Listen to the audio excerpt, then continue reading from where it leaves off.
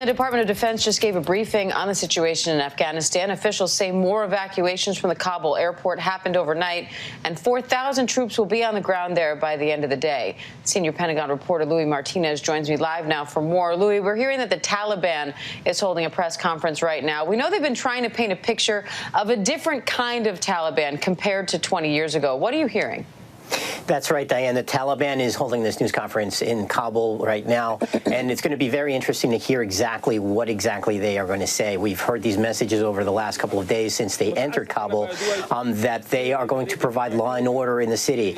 They are telling women that they will be incorporated into the government. This is all very different language than what we have experienced with the Taliban before and their version of Sharia law that was experienced by Afghanistan in the 90s. And which most Afghans are fearful of a return to that.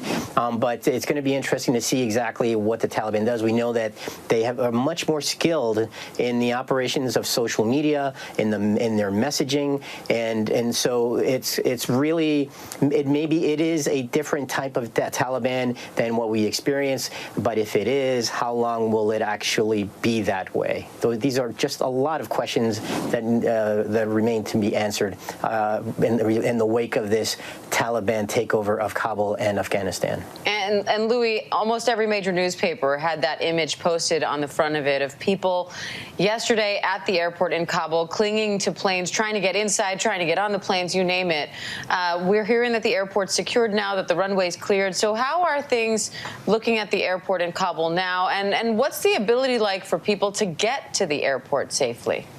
Diane, this was a chaotic scene at that airport. Those images that you're seeing right now, I spoke with the U.S. official who told me that there were 15,000 people who had made it onto the tarmac area, 15,000 people who were later cleared from the area because their presence led to the suspension of air operations at the airport.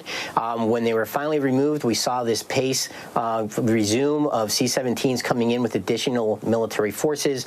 They're currently building up to 4,000 troops by the end of today. And once those C-17s arrived, they took out 700 people, the majority of them Afghan civilians, but about 165 Americans as well.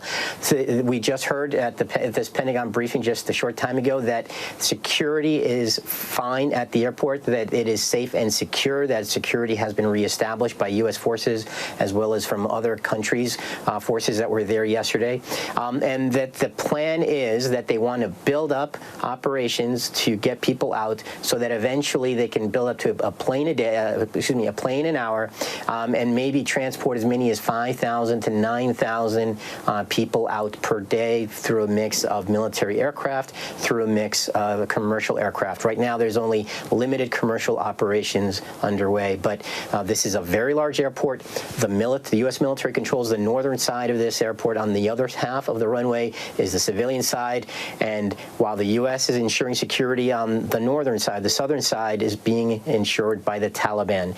And the concern is that the Taliban is not going to allow Afghans who have these visas, who have been approved to enter the United States, to allow them to get to the airport. We are hearing stories that there are checkpoints on the approaches to the airport where Taliban fighters are not allowing Afghans to go through. They're allowing foreigners to go through, but not Afghans. We are also hearing from colleagues that maybe if they do clear it, that they have been roughed up by the Taliban as they made it through the checkpoints. So major concerns about whether these lofty goals that are being presented by the U.S. about being able to get thousands of people out per day will actually meet the reality that they may not even be able to access the airport to get on those planes. And Louis, on that note, Republican Senator Ben Sasse is calling on President Biden to, quote, damn the red tape and get people on planes to safety right now. Sasse says the Taliban has checkpoints around the Kabul airport. Women and children are begging for their lives outside the wire, and the Biden administration is worried about getting the right paperwork notarized. It's morally repugnant.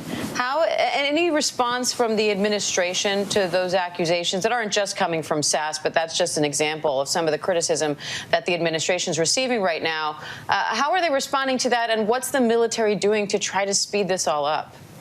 Well, the military is doing what it can, which is, number one, securing the airport, making sure that it's a safe and secure area from which planes can land and then take off with people that are being evacuated. The next thing the military can do is ramp up the number of flights coming in and out.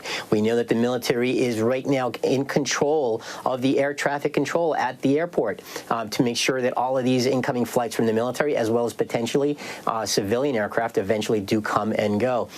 The military, that's what they can do. When they can process individuals when they arrive at the airport, they can process them when they arrive in Qatar, which is the midway point right now.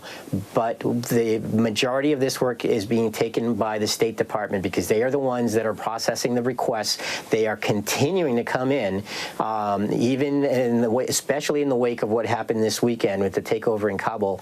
The applications are continuing to come in from Afghans who are fearful for their lives. And as you're right, Senator Sass is correct in saying that there's probably some red tape that has to be cut in order to facilitate or expedite these procedures. But we are hearing from the State Department that they are doing the best they can, and it's a very difficult situation. It sure is. Louis Martinez at the Pentagon. We appreciate it, Louis. Thank you. Thanks, Diane.